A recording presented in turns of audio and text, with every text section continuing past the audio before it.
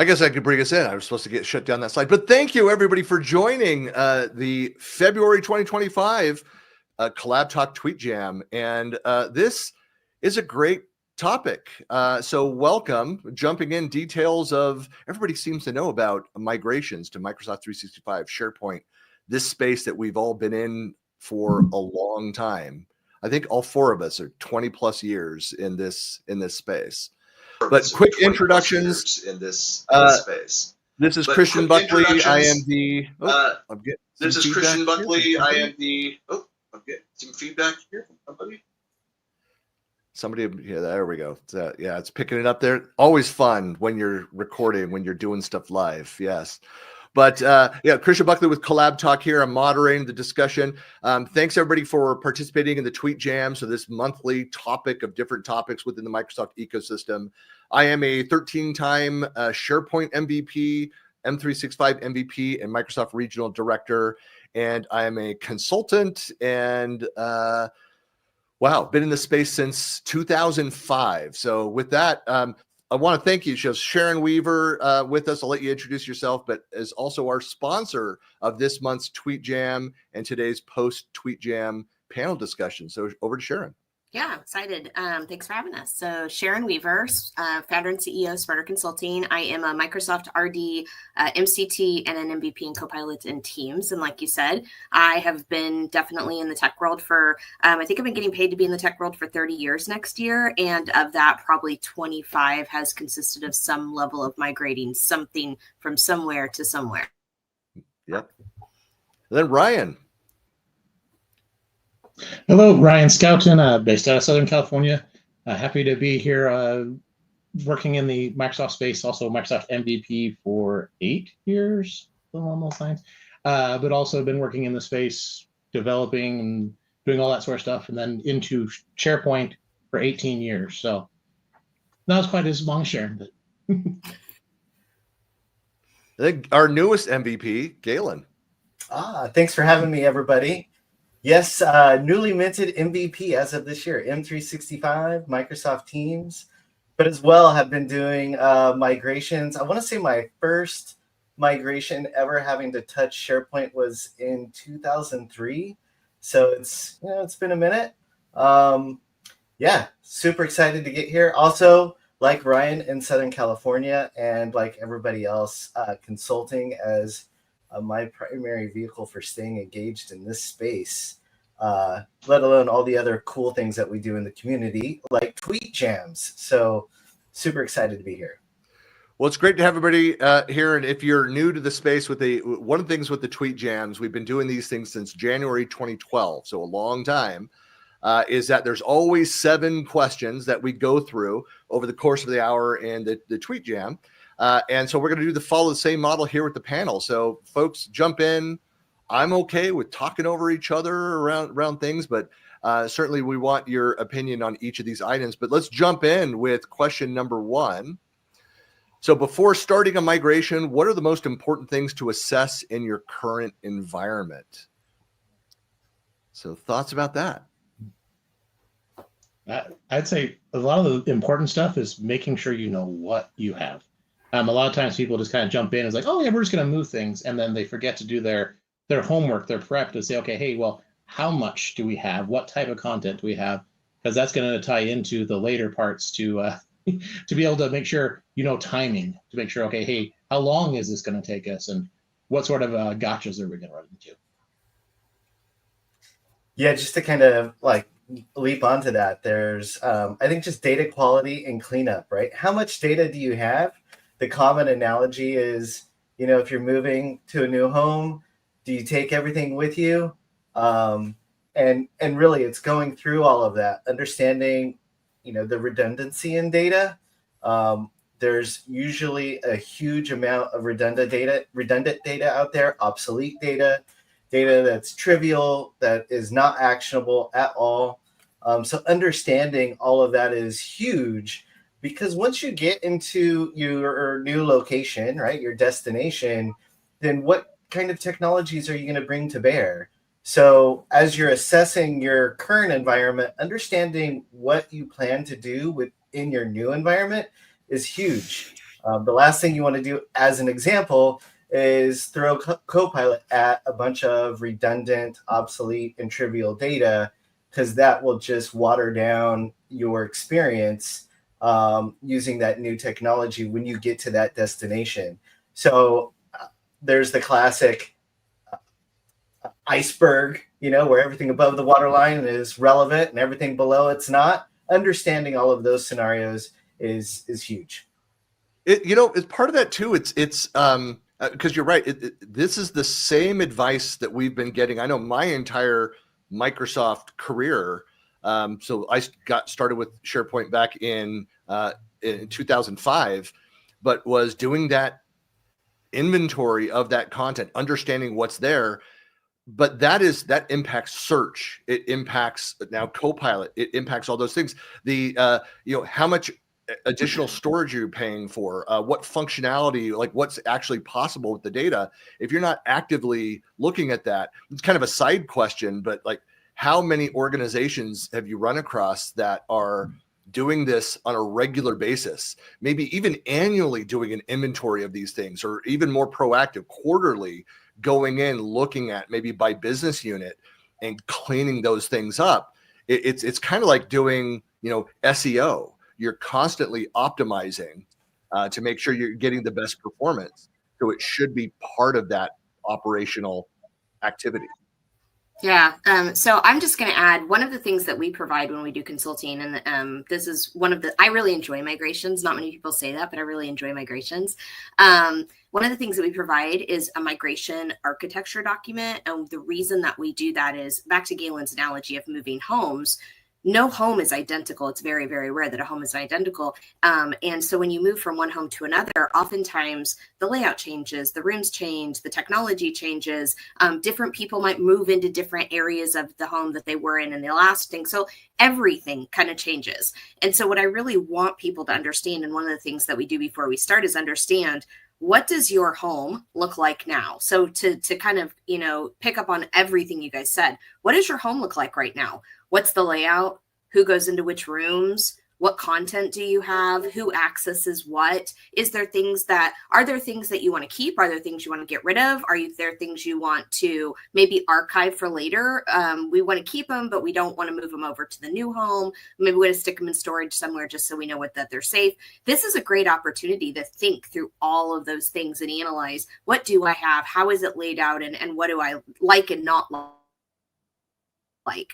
And then we take that and we have basically here's where you are now, and then here's where we're going to be on the other side. And we take that same architecture document and we do the same thing for where are we going. And what's really great about this is we get to think about not like for like, or what we call a lift and shift in the industry, which is basically we're just going to pick up all your stuff and dump it in the new house and you have to worry about it later. But while we're taking the time to really understand what we're doing, let's go ahead and map out that next place, and let's decide who should see what, how should it be laid out, what content should live where, are there things that need to be cleaned up and re-architected? And I think at the end of the day, this helps us to look at all of the different areas in a way that makes sense, to know where are we moving from and how do we make sure that last house is empty when we're done, and where are we going to, and how do we make sure that everything is set up properly on the other side. Yeah, one migration I remember doing was a 4 petabyte migration into SharePoint and OneDrive. And a lot of the determination was, okay, where do we put 4 petabytes of content?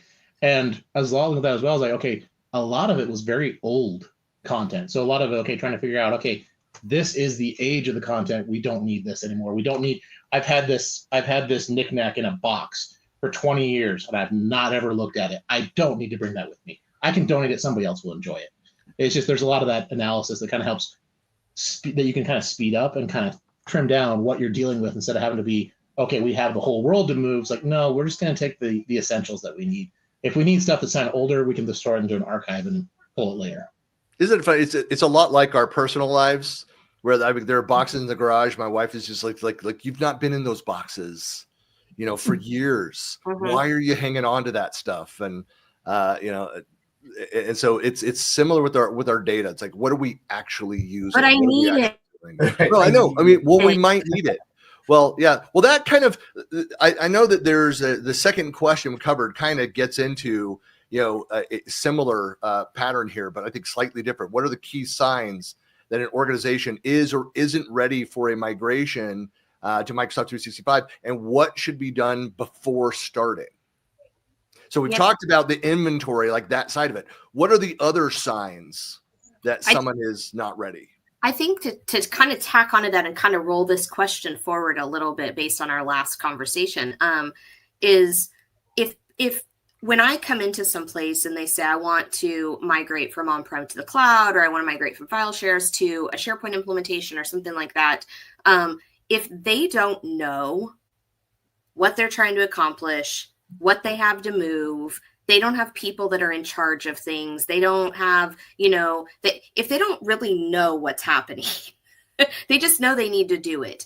Then there's probably some pre-coaching and pre-education time that needs to be invested. And back to the house analogy, I mean, think about it. If you go to somebody that's been living in a house for 20 or 30 years and they just need to move because they need to move, and you call a moving company and say, I want to move my stuff out, they're going to say, okay, do you know what you need to move and where it's going to go and things like that. And if somebody said, I don't know, the movers might be like, well, maybe we need to give you some time to think about this before you do it. And I don't think it's any different in migrations.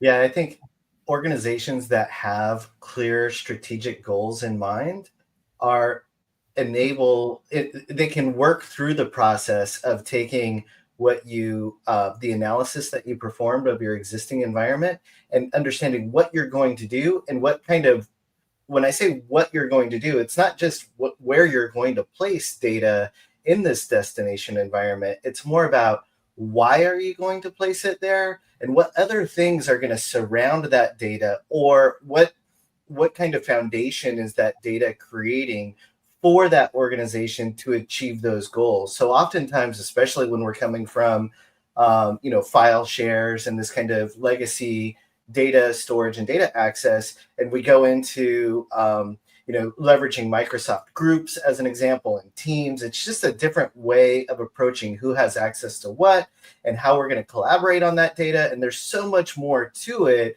that you need to layer in, that you can only do by understanding what the strategic goals of the organization are, so that you're clearly prioritizing what you're going to go after, right? Why do I need to do, train on standing up some task management solution for this team if that's really not what they need? We need to focus on, information protection and DLP and retention or something like that.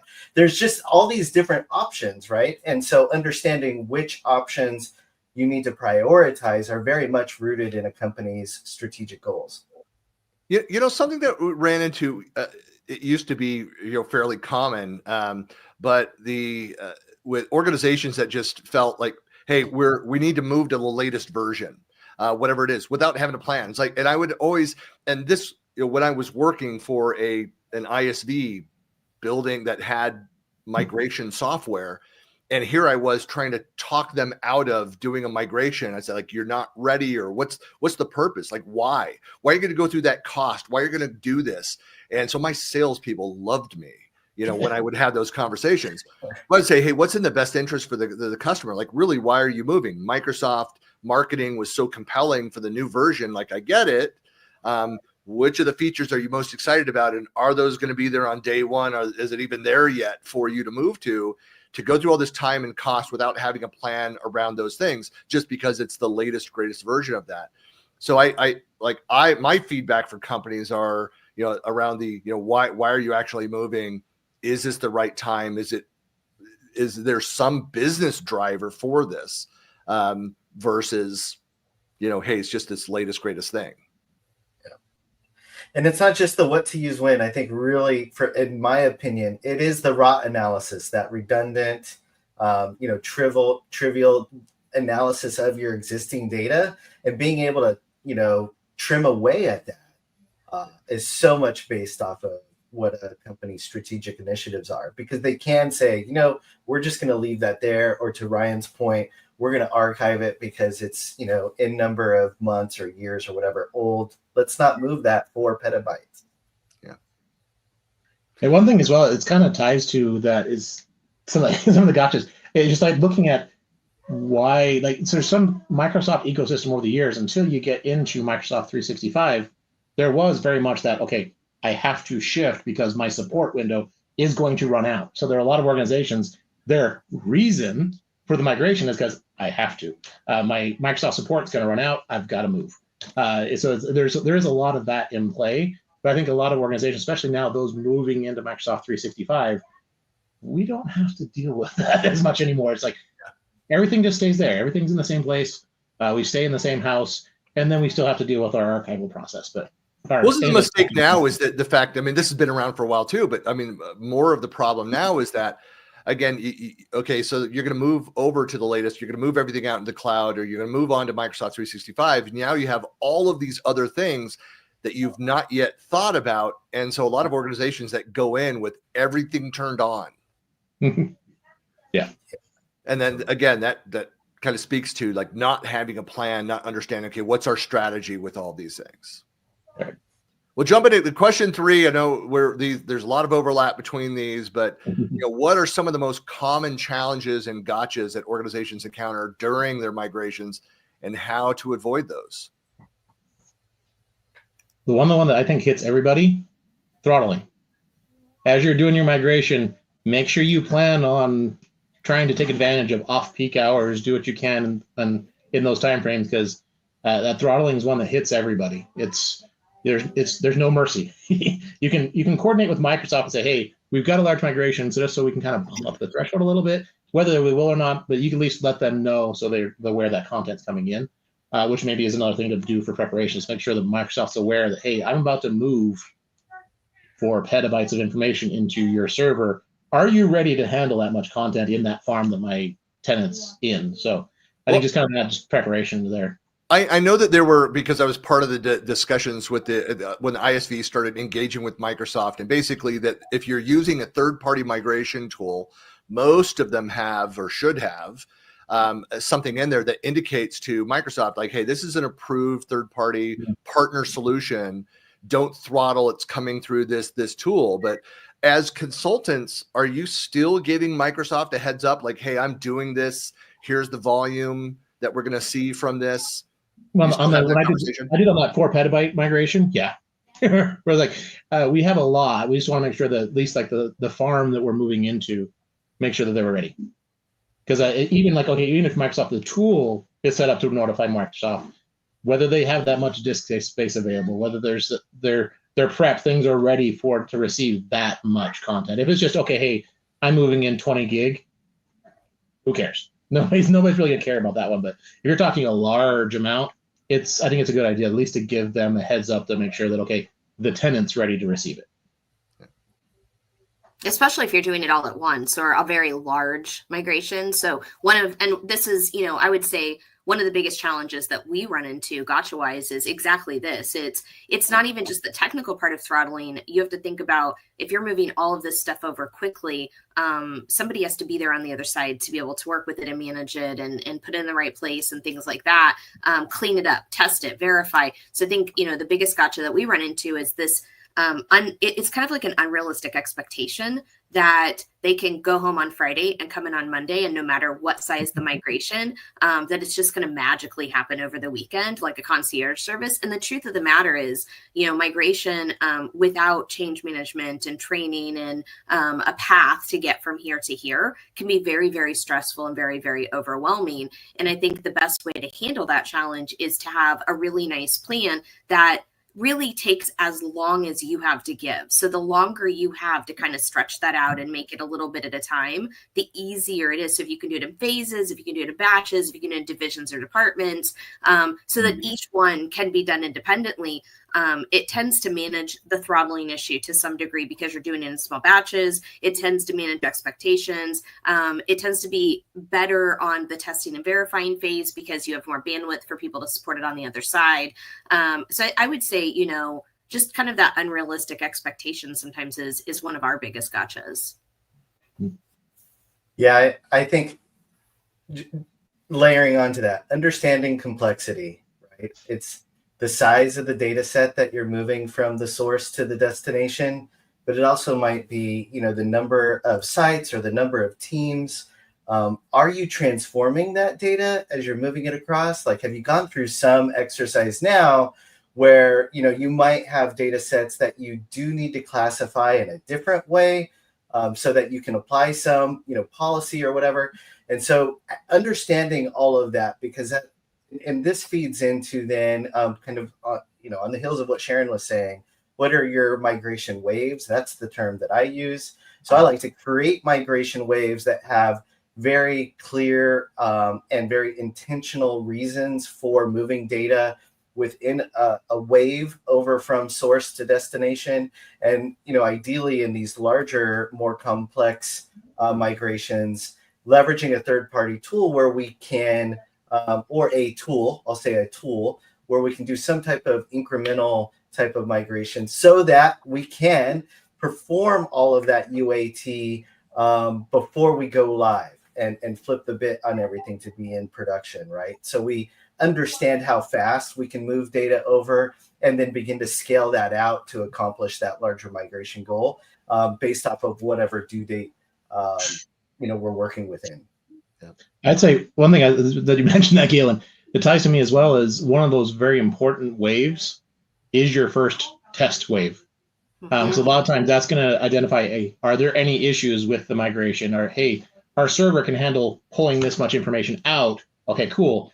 Oh, our internet connection up? That's going to be our bottleneck. Just basically, you can kind of tie, okay, where are we going to run into slowdowns as part of our migration? And that also kind of ties into, okay, estimates. How long is this going to take us? Do you actually have concrete, this is in our environment, how long it took to move X amount of data? Then you can kind of extrapolate a little bit to say, okay, hey, this is roughly what we're going to look like on timelines. Well, one thing to consider too, because I really stuck on that point, Galen, around transformation of that data, is it's another place, a gotcha, where you see where as you start to do those initial moves of those sites, and then the client, they're like, oh wait, it'd be really great if we could do this. So if you've not thought out in advance, hey, we're moving over, we have this new capability, we're going to be doing this, we want to make these changes, we've always wanted to do it this way, and structure things, whether it's pre-provisioning the setup of your sites and having all those templates ready and moving that data over.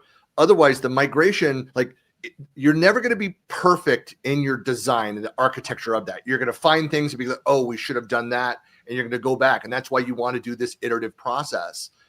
But you need to try and do some of that pre-work. Otherwise, it stretches out that migration process, which could be very expensive, especially if you have a partner, if you've tools and everybody's waiting in limbo for things to move over. And the longer it takes to move things off the old system from the new system, like what's happening with changes that have happened, and all those different factors, doing that pre-planning for that setup, the architecture, the functionality, all of those things, testing it out, making adjustments on those, it should go faster as far as that process, because you've done more testing and leadership, other stakeholders, feedback on that. All right, we've now got it in. Now the rest of the volume of content can come in. Yeah. I think one episode of Friends really describes what you just said, right? That the whole pivot episode is what I'm referring to. So for Friends, is there a related Seinfeld? I'm more of the Seinfeldian generation than I am of Friends, but yeah. It's the idea of, are you the person who measures your furniture before you move to your next place, your apartment, your house, whatever, and say, will this furniture fit in the room I want it to be in? Will it fit through the door frame? Will it go up the stairs and make the corner? Or, am I going to have to buy different furniture? Or am I going to have to, we had at one of the places we lived, we had a couch that we took downstairs, and we knew it would fit if we took the door frame off. So we could take the door frame off, move the couch, we put the door frame back on. But if you didn't know that, you would destroy your door frame trying to get this couch in. And so I think, back to our house analogy and our moving analogy, it's no different. If you're the person who likes to plan ahead and know whether or not it'll fit, you're going to do much better. And this is things, so like Ryan was saying, when you do your pre-check of, do you have URLs that have nasty characters in them, right? So things that aren't supposed to be there. Do you have URLs that are too long? Do you have file names that are too long or have bad characters in them? Is your folder depth too long? It's gonna find things like that. But I think to your point, Christian, if you're taking a little bit of a time to pre-plan and identify what are these things that we need to think about, then you're not going to get to the other side and be trying to put things in there that don't fit, which is then going to waste a lot of people's time and make your migration effort more frustrating, more time consuming, more labor intensive, and all the things you don't want it to be. Right. I'd add on there that as well, going back to why are you doing this and having those strategic goals. At the end of the day, once the migration is done, what are we trying to accomplish? There's going to be people, humans, that are using this software to access the data and do their day-to-day and hopefully be more productive and more efficient, all of those cool things. So from a complexity perspective, we have to understand where we're going to take their data and begin, building those sites, those teams, those structures, addressing forms that they may be using that might not move over, lift and shift over, that we have to recreate. There's a number of different business processes, and all of that is a transformation of some type.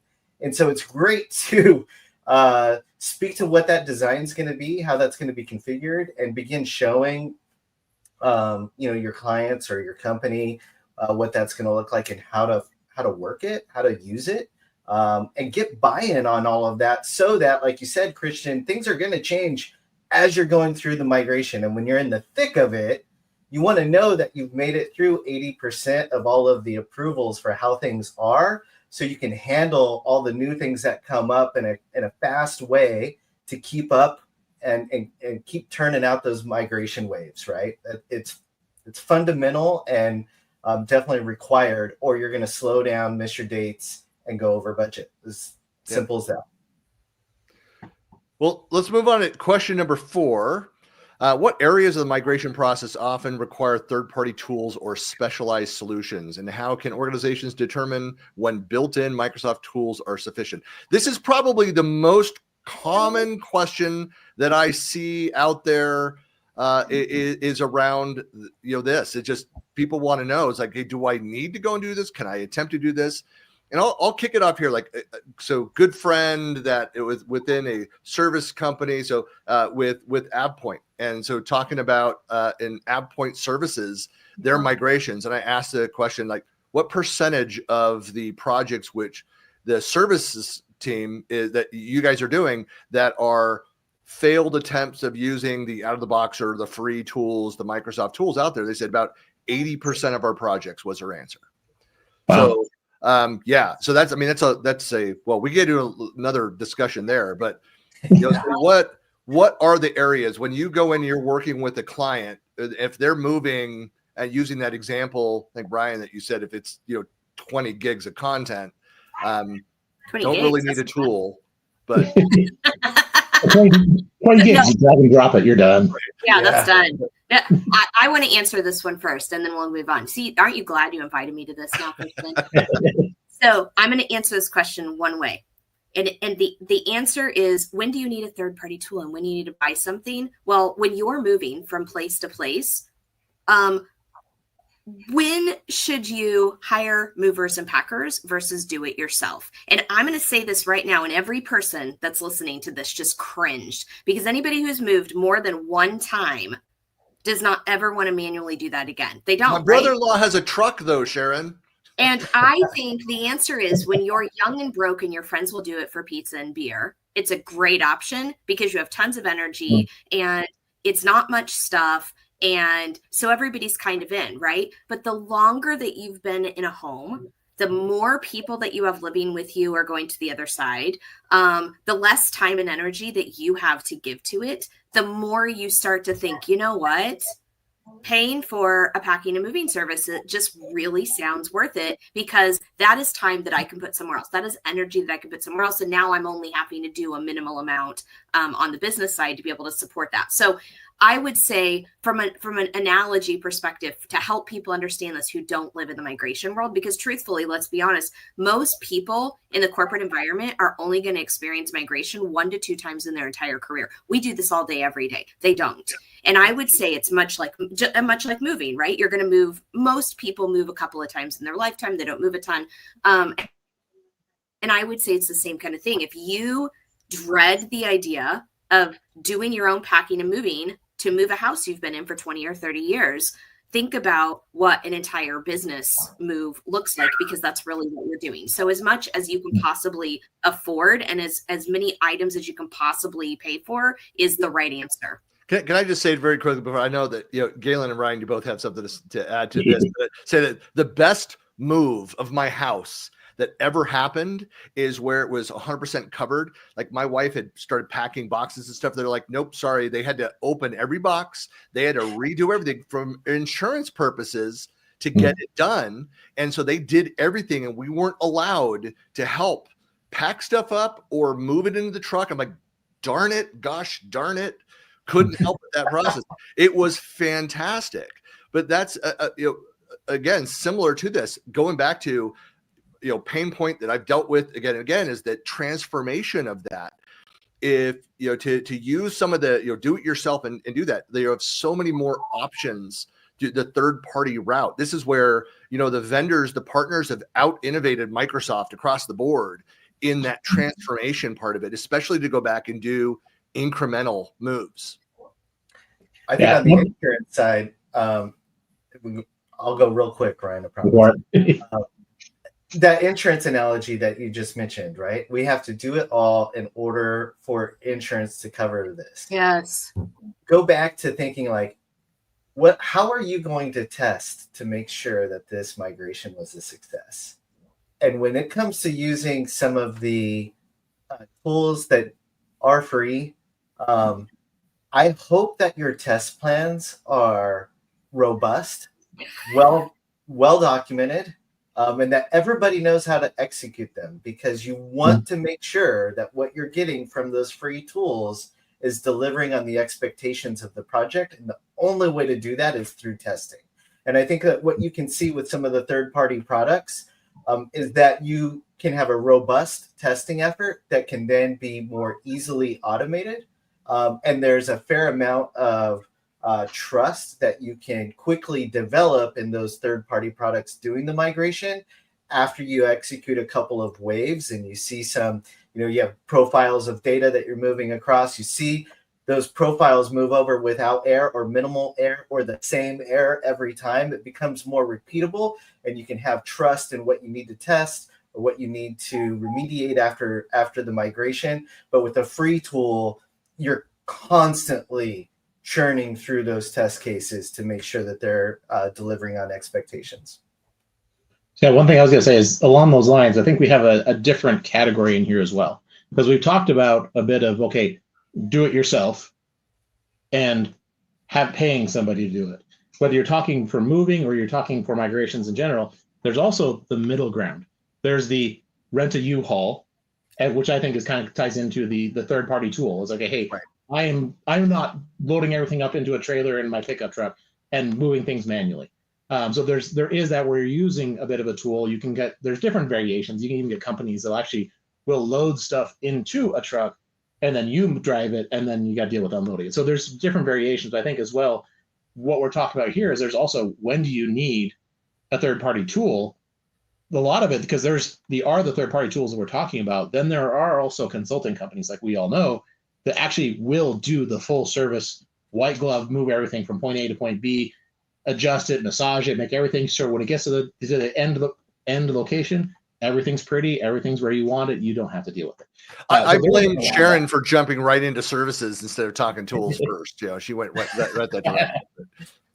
But yeah, it's one of those things, because there is that realm that there are a lot of companies that they can use, they have the knowledge, they have the people that can manage doing an in-house migration, and they just need third-party tools, as Galen was mentioning, to make sure that we have the reliability, we've got the reporting coming out of it, we've got a lot of times, okay, point A to point B, which tool actually handles the connections to the source and the destination, there's a lot of those different things where, okay, hey, Microsoft's got a lot of really good tools, especially kind of with the moving more and more stuff into their managed migrations with the acquisition of Mover a few years ago.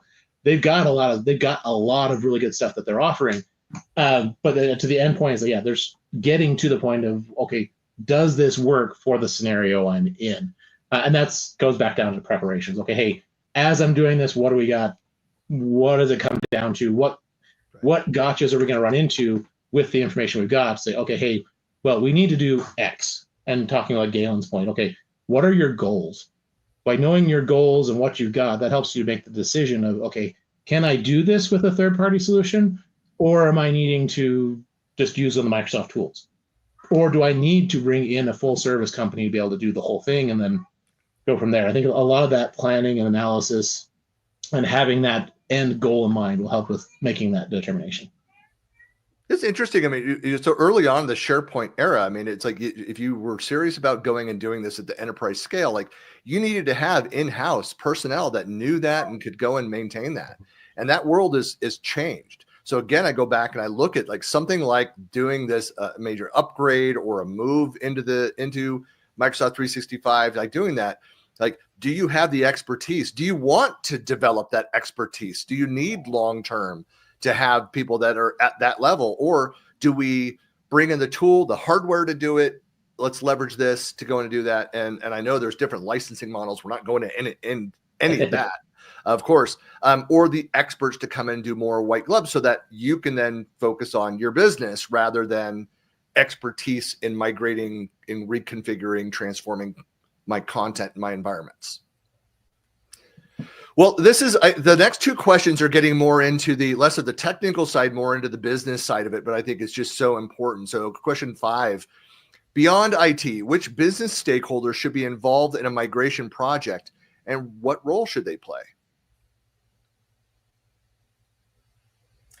Well, I'd just say that migrations, just tying back, how do you know you're successful? Like really tuning this up for success on every level. Understanding what your goals are, who's setting the goals in your organization. Those are the folks that need to have buy-in and really need to champion the migration and all of the transformations that are coming as part of that migration. They'll ensure that, the strategies, that all the whys are known, right? And they can really fly that flag throughout the organization so that we can really focus then on the who's going to help us actually do this.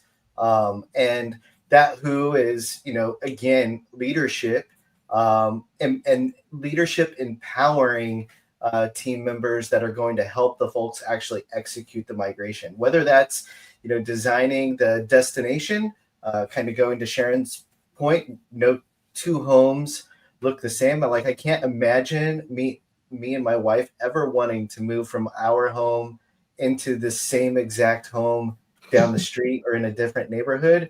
We would want to make it better, right? We're going to want to redecorate. We're going to want to do all of those things. So who's going to actually do that and empowering them to make those decisions and work with the teams to transform the data and the experience that's part of that new destination? There's a bunch of other people as well, but that's who I tend to gravitate to first. Our belief, when, at a kind of a practice level, is that best practice states that everybody in the business should be involved in a migration. And that's my opinion too. Now, where should they be participating and how should they participate? If you're doing your job right, you should have a project plan. You should have a RACI chart. You should know every single person that's in that business, and you should know what part they're going to play in that migration. And even everyday end users, even if you're like, well, they don't need to have anything to do with this migration. Well, guess what? At some point, they're going to have to access that content, or they're going to have to manage permissions, or they're going to have to grab a report. And so maybe all that those people need is training, or maybe all that those people need is one simple feedback survey and some training at the end. Maybe it's very, very minimal. Maybe they get one video that they have to watch at the end. But in my opinion, every single business stakeholder should participate in the migration in some way. And whoever is project managing it, whether that's internal or external, that should be their job to ensure that you understand what every single business stakeholder's part is in that entire migration. And part of that too is if I'm a site owner, for example, and we're just talking about just mostly about the SharePoint site of this thing, but I know there's the other products that are out there. But as an example, if I own 3 sites and I'm a team lead, these are my 3 primary sites. If we know that part of the transformation is we're adding functionality, we're adding other things, we've gone in, we've built the templates for provisioning of any net new sites, then at the very least, I should be discussed like, let me pilot out how these sites move into these templates and provide that feedback at that level so that, at the end of the day, like I've seen, let's say I own, 25 different sites across the organization. I know which templates are going into, which are then customized, because that's part of, if you hire that white glove service, that's part of what they're going to go through. Like, it's the 80-20 rule. What are the 80% that are going to fit within these templates? Maybe there'll be, some pieces which they'll lose, some functionality, minor things, but most of it fits in and it's fine. And then you can focus your time on the 20% that are custom, that need to have things built and new workflows and automations and other things that are out there that are going to be more difficult and spend most of your time on. But again, it goes back to who knows their data, who knows the usage of the site, and whether those templates will fit better than the stakeholders, the owners, and the end users. Like if I'm owning those 25 sites, like I'm going to reach out to my teams like, this is going on. Here's the change. Let me know if I've missed anything, any concerns that you have about moving to this format and the way that this is working. Again, depending on the site and the design and how that's been used, so that we get that feedback. Because people that are using those systems day in, day out are going to know like, oh, you've completely missed this piece. And like, oh, hey, we need to roll that out. And and that actually, now that we're doing that, that was a thing that was very strong about this site. We should do that across all of these within this business unit. So you can start to have those conversations when you reach out to those stakeholders. It's very much a change management bit. In my opinion, the answer to this question is very much change management based. Agreed. A lot of times it's all change, you got to get the right stakeholders to buy in, because you're always going to get people that are going to complain. It's like, why are you moving my cheese? I know. So like it's one of those things like we all know the only constant is change, but people still, they don't like it. So I think the more buy-in you can get from the stakeholders to be able to communicate, okay, here's why we're doing this as an organization. Here's the benefits to the company about doing this. That helps smooth some of those out. So at least they see, okay, hey, management is okay, and this is what the reasons why we're doing it. Oh, okay, I can live with this. I can put up with a few bumps and bruises as we're moving things around, as I smack my elbow into a door frame moving a couch. Okay, I get it. But I think that's having that buy-in really helps people to be able to be committed and involved in the process. If you find yourself liking death and taxes more than change, the other two constants in life, then I think there's some change should be the least threatening of the three. And so you need to change your opinion there. It's funny because I often say that like this change and the impact on the time it takes for you to accomplish something, right, in your professional life. I look at that time as a tax, Christian. And so oftentimes these projects place this work tax on people because now you're changing everything and it's going to take me longer to do, whatever, right? And when is it that I recoup? Well, tell me what's in it for me and how I can accomplish a better way faster doing this so that I minimize this higher tax that I feel like I'm paying in order to leverage this new way of doing something that you're deciding is being done to me, right? So to Ryan's point, the change and getting that adoption and that buy-in is so crucial. So training, communications, all of that is paramount to the success of a migration. Excellent transition. Segue into the next question number 6. How can organizations ensure a smooth transition for employees and minimize disruptions during and after migration? Have a change management plan. And make sure communication is a big part of that plan. Yeah. Yeah, I think, you kind of, I heard somebody say it, it's the idea of while we're in the process of moving, it's very, very stressful. And it is that idea of think about when you're moving houses and there are packed boxes everywhere and there are unpacked boxes kind of laying around. And all you want to do is be able to make dinner. And you're like, which box were the forks in again? I mean, I grew up in the military, so I've moved a bazillion times. And I just remember like every place we went, it was always this idea of, wait, where was that thing I was looking for again? And I think during a migration, business people feel this way. They're like, I just want to do my job and I just want to not get in trouble and I just want to get to tomorrow. And if I can't find things or I can't do things, and like Galen was saying, that tax on, this is just adding extra effort and extra frustration to my day. I think the more you can communicate what is going to happen to whom and when.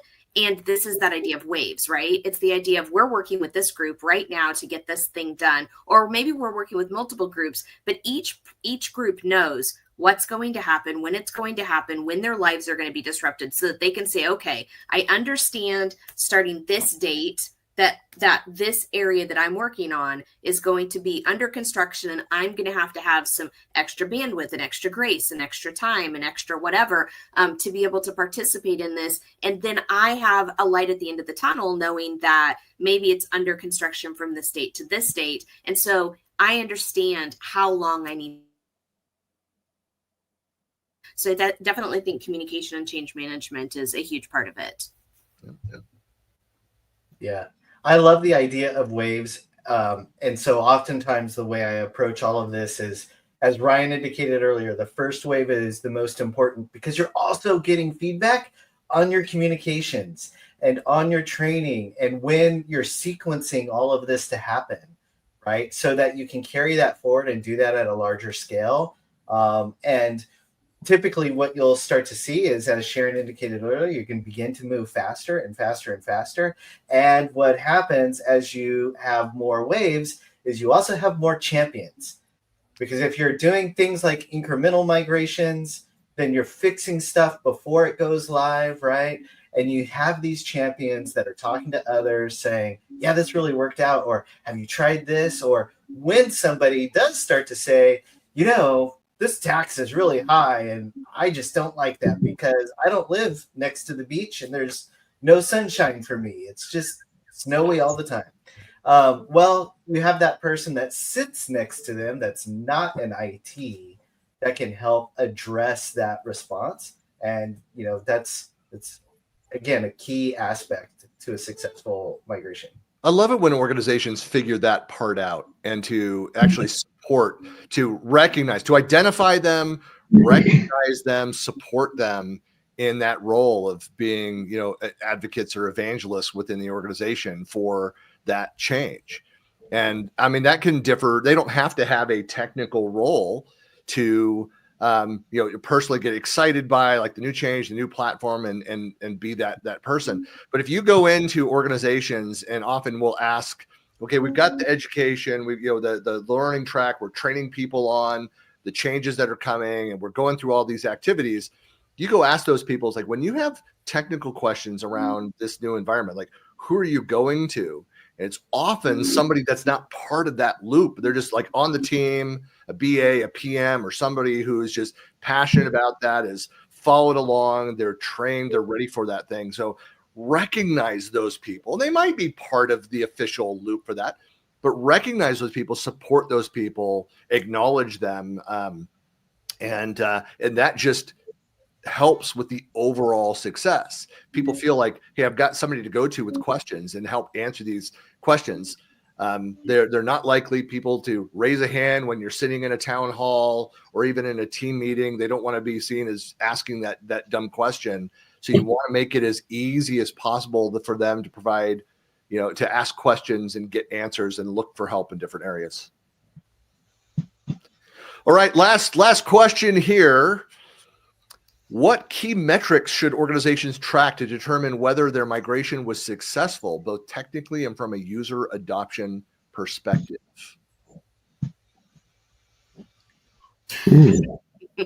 I mean, I think I see you guys thinking, so I'm just going to talk.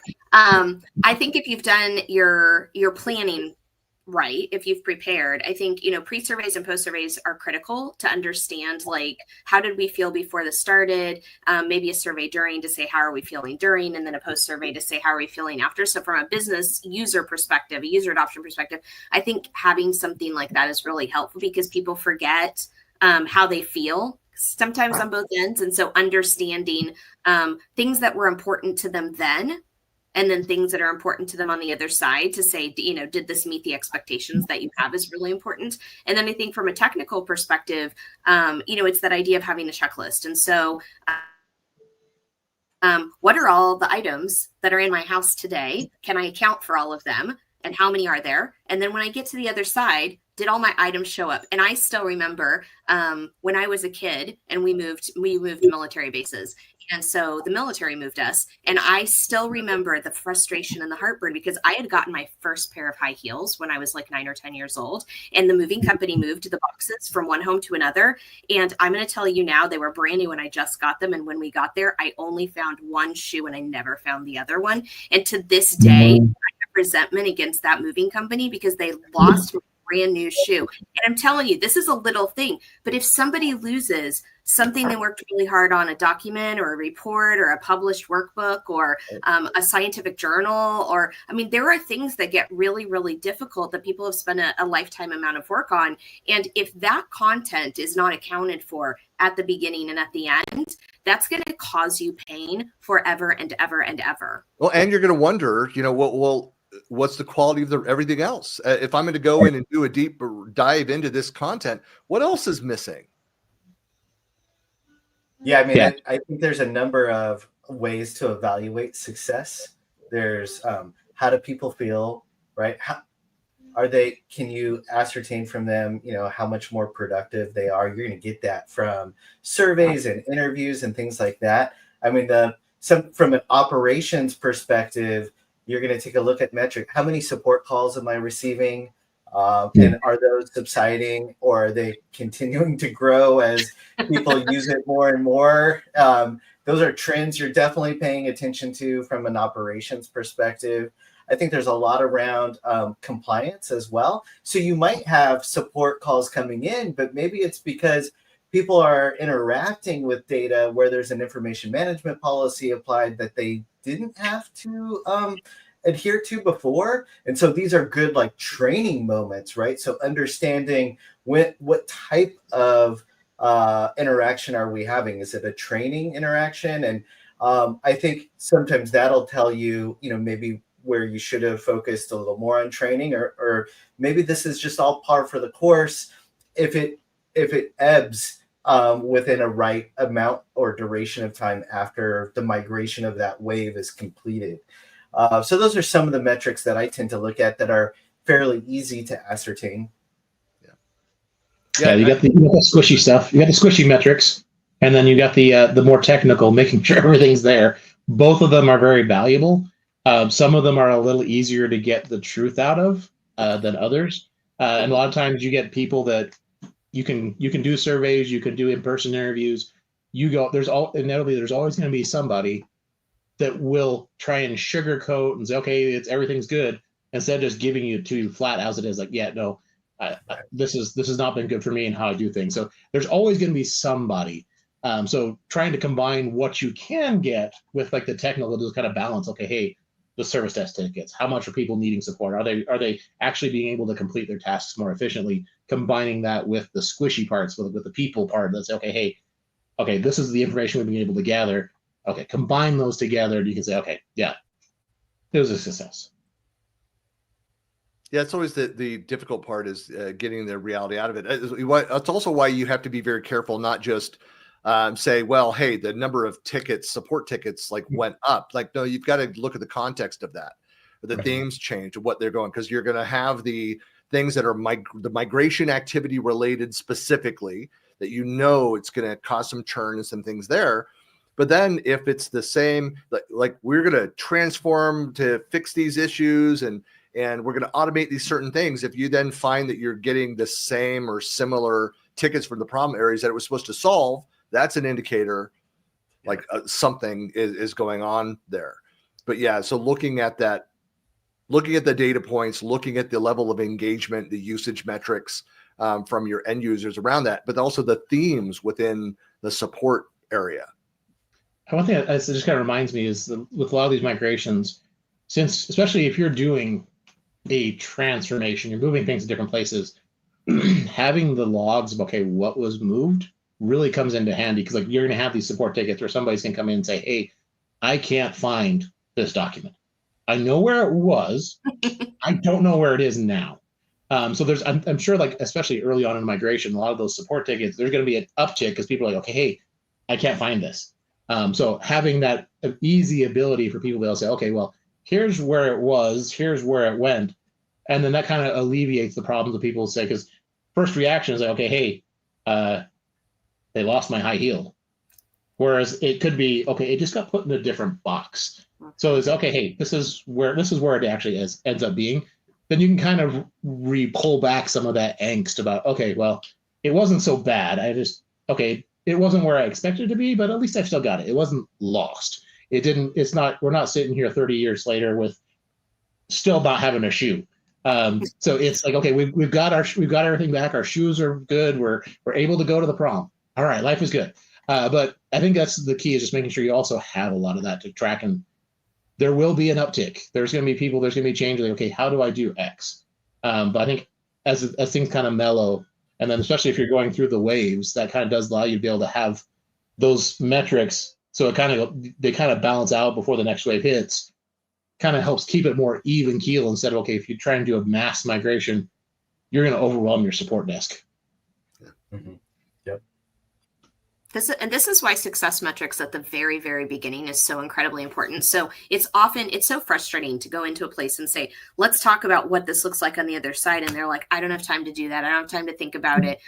All I want you to do is move it. Like, why is that so hard? Just move the stuff, right? And I think it's incredibly important to really encourage your users to sit down with you and really think about what are the things that you want to do to make you feel like you're successful at the end of this migration, so that when we get to the other side, we can then go down those things and check them off. Because how great is it at the end of the entire process, the entire project, to sit down with your key stakeholders and bring back that document or that list that you made together with them at the beginning and say, these are the things we went over, and you said were important. These are the things you said would meet success for you.